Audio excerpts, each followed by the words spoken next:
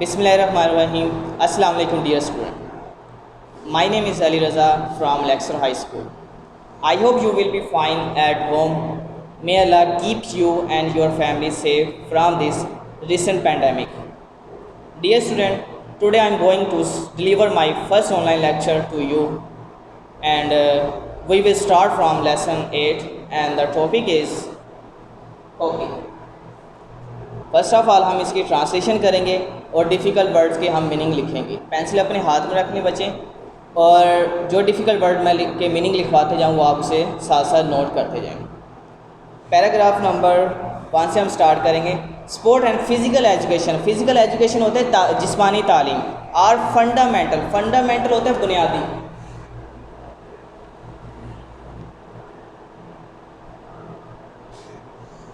बुनियादी या हम अहम भी इसे कह सकते हैं या ज़रूरी भी हम कह सकते हैं।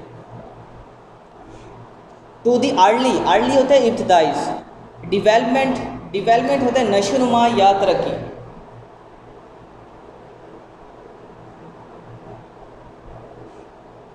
मीन्स नशोनुमा या फिर हम इसे तरक्की भी कहते हैं। Of children and youth. नौजवानों के लिए। खेल, मैं इसकी बामुहावरा तर्जमा करने जा रहा हूँ, आप गौर से सुने। खेल एंड जिस्मानी तालीम बच्चों और जवानों की बुनियादी नशोनुमा के लिए ज़रूरी होता है। The skills learn from sports. Skills होती महारतें। The skills learn from sport, वो महारतें जो हम खेलों से सीखते हैं। कंट्रीब्यूट। कंट्रीब्यूट होता है हिस्सा लेना या मदद, हिस्सा देना या फिर मदद करना। Contribute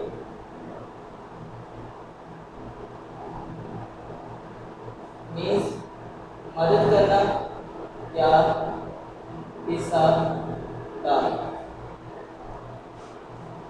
to the entire. Entire होता है मुकम्मल या बुनियादी। डेवलपमेंट नशोनुमा ऑफ यंग पीपल, नौजवान लोगों के लिए।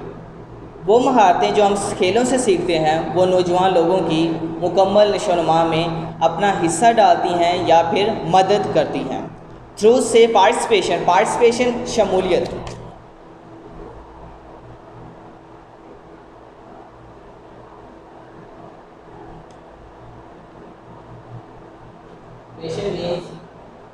शमूलियत या हिस्सा लेना। इन स्पोर्ट्स, खेलों में हिस्सा लेकर दे लर्न, वो सीख सकते हैं अबाउट द इम्पोर्टेंस ऑफ की वैल्यूज़। की वैल्यूज़ होती हैं अहम कदरें या अहम खूबियों के मतलब, सच एज जैसे कि ऑनेस्टी। ऑनेस्टी होता है ईमानदारी। टीम वर्क, मिलकर काम करना। Fair play. फेयर प्ले होता है मुनसिफाना खेल। रिस्पेक्ट फॉर देमसेल्व्स, अपनी इज़्ज़त करवाना। एंड अदर्स, और दूसरों की इज़्ज़त करना। And adherence. Adherence of rules. Adherence होता है अमल करना।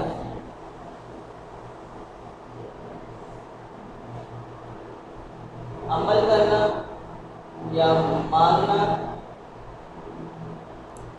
या फिर पाबंदी करना।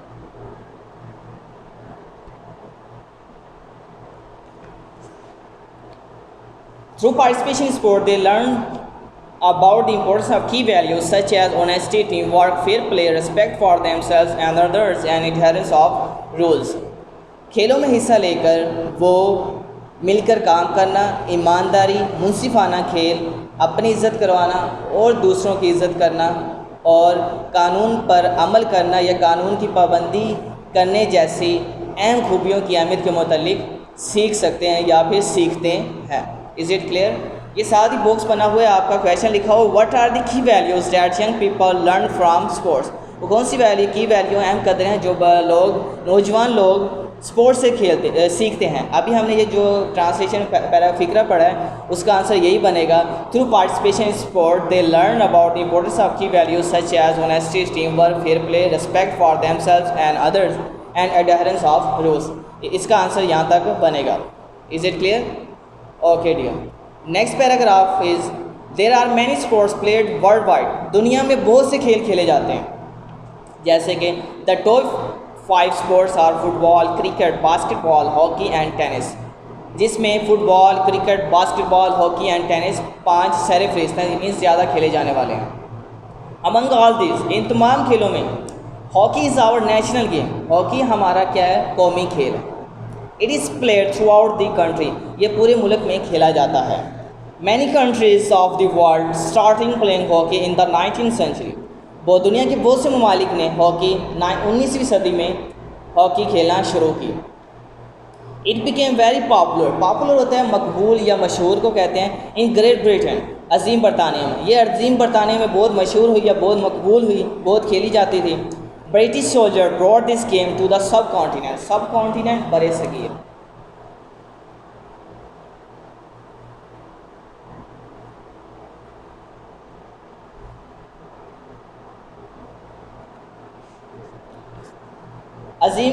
British soldier brought this game to the subcontinent, बरतानी सिपाही इस गेम को बरसगीर में लाए।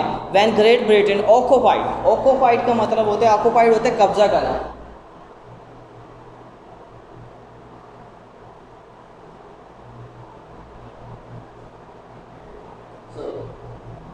ऑक्यूपाइड कब्जा करना।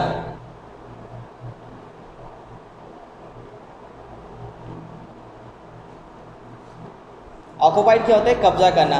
This part of the world in the 19th century, जब अजीम बरतानिया ने दुनिया के इस हिस्से में 19वीं सदी में कब्जा किया। इसका बा मुहावरा कंप्लीट करता हूँ। British soldier brought this game to the subcontinent with Great Britain occupied this part of the world in the 19th century.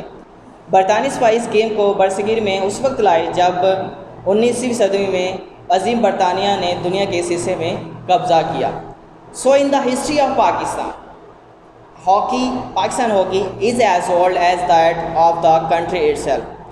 सो पाकिस्तान की हॉकी की तारीख भी उतनी ही पुरानी है जितना ये मुल्क बजाते खुद है, इटसेल्फ बजाते खुद। Is it clear? ये सारी बॉक्स बना हुआ है, बॉक्स में क्वेश्चन लिखा हुआ है, in which century did many countries start playing hockey, किस सदी में बहुत से ममालिक ने हॉकी खेलना शुरू की। अभी हमने इस पैराग्राफ में सेकंड पैराग्राफ में पढ़ा है। सेकंड पैराग्राफ लाइन नंबर 3 पर आपने देखें, many countries of the world started playing hockey in the 19th century, बहुत से ममालिक ने 19वीं सदी में हॉकी खेलना शुरू की। Is it clear? Okay, I am going to start third paragraph. Between 1956 and 1986, 1956 से 1986 के दौरान पाकिस्तान रिकॉर्डेड एक्स्ट्रा ऑर्डनरी गैर मामूली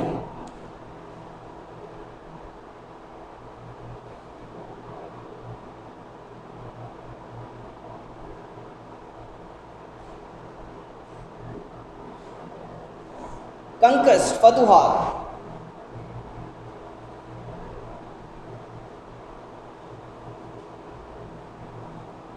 Pakistan recorded extraordinary conquest, Pakistan ने गैर मामूली फतुहात की, विच आर स्टिल अनमैच, जो कि अब तक लासानी है या बेमिसाल है। अनमैच मीन बेमिसाल।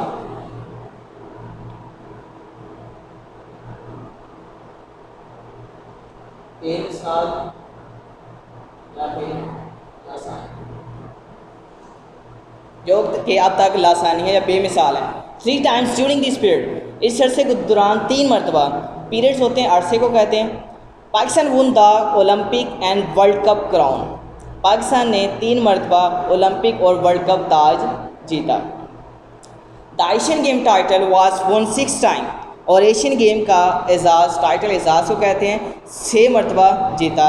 And the champion trophy in the first 2 years of its inauguration इफ्तिताह।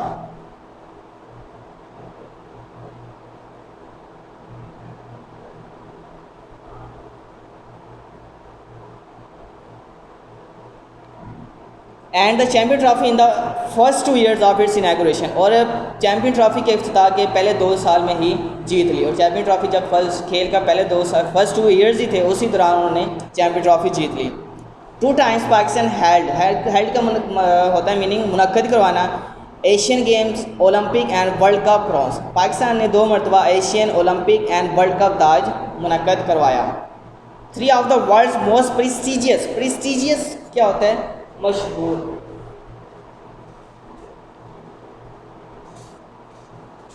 Prestigious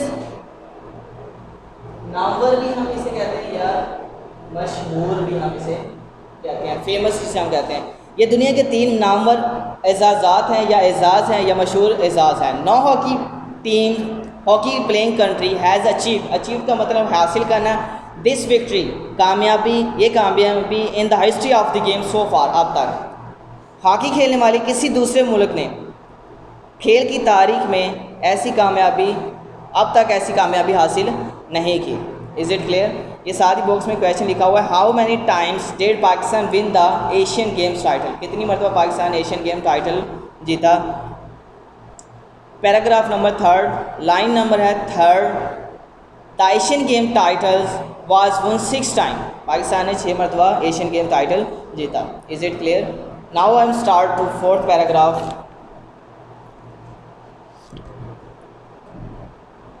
players undertake का मतलब है संभालना या इख्तियार करना, डिफरेंट पोजीशन मुख्तलिफ मुकामात इन द हॉकी में हॉकी में खिलाड़ी मुख्तलिफ मुकामात संभालते हैं, मुख्तलिफ जगह पर प्लेयर्स जो होते हैं वो खड़े होते हैं, खिलाड़ी जो होते हैं खड़े होते हैं। दे आर अटैकर्स, वो हमलावर, मिडफील्डर्स वस्ती खिलाड़ी, डिफेंडर्स दिफाई खिलाड़ी एंड गोल कीपर, वो हमलावर वस्ती खिलाड़ी या दिफाई खिलाड़ी और गोल कीपर्स होते हैं। Who remains in his team shooting circle होता है मुतहरिक दायरा, जो कि अपनी टीम के मुतहरिक दायरे में मौजूद होते हैं। प्रोटेक्टिंग द एरियाज, और अपने एरिया की दिफा करते हैं, अपने एरिया की हिफाजत करते हैं, गोल करने से बचाते हैं कि गोल होने से रोकते हैं।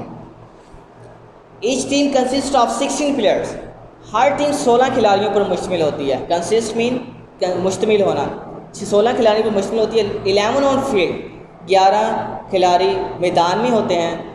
And 5 in interchange area, interchange मुतबादिल एरिया, इंटरचेंज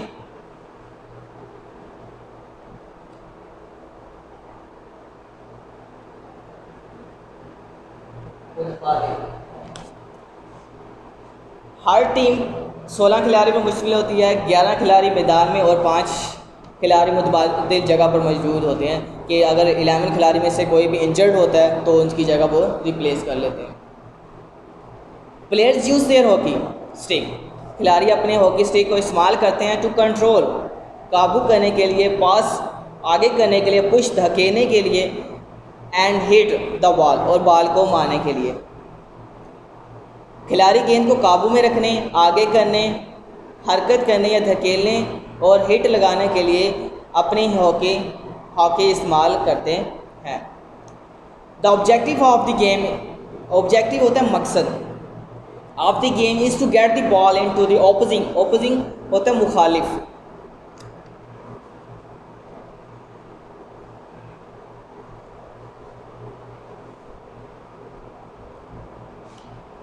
टीम्स गोल। इस खेल का मकसद मुखालिफ टीम के गोल में गेंद डालना होता है। The team that scores the most goal wins the match, जो टीम ज़्यादा गोल बनाती है वो मैच जीत जाती है।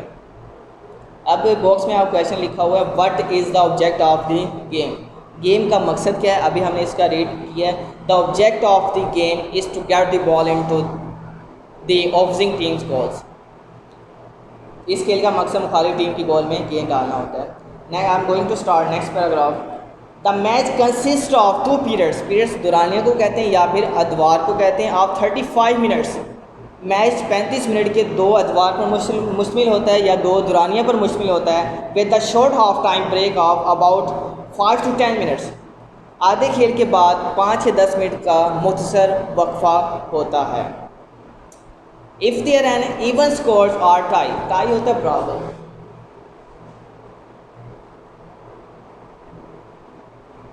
इवन बराबर को कहा जाता है।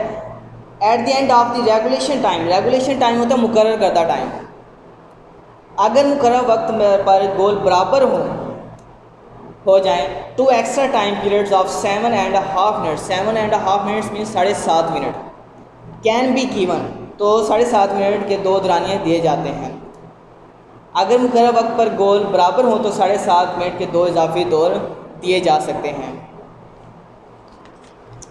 The first team to score a goal during this time, जो टीम पहले इस दौरान पहले गोल करेगी वो जीत जाएगी। Is the winner and the game stop, और खेल रोक दिया जाएगा। इस दौरान जो टीम पहले गोल करेगी वो जीत जाएगी और ये खेल रोक दिया जाएगा। This is called the golden goal rule. इससे हम गोल्डन गोल का असूल भी कहते हैं। ये इंपॉर्टेंट क्वेश्चन आपके क्वेश्चन में पूछा जा सकता है। What is the golden goal rule? तो हम फिर इसका आंसर देंगे, यहाँ से रीड हम करेंगे कि if there is an even score और tie at the end of the regulation time, 2 extra time periods of 7.5 minutes can be given. अगर मुकर्रर वक्त पर गोल बराबर हो तो 7.5 मिनट के 2 इजाफी दौरे दिए जाते हैं। The first team to score a goal during this time is the winner and the game stop. जो टीम इस दौरान पहले गोल करेगी वो टीम जीत जाएगी। This is called the golden rule. इसे हम गोल्डन रूल करेंगे। ओके डियर, यहाँ पर हमारा फर्स्ट लेक्चर ख़त्म होता है। यहाँ तक आप मुझे डिफ़िकल्ट वर्ड्स के मीनिंग तैयार कर लें। इसमें कोई भी प्रॉब्लम हो इस लेक्चर को आप अगेन से सुने, इंशाल्लाह आपको ये समझ आ जाएगी। Okay, take care.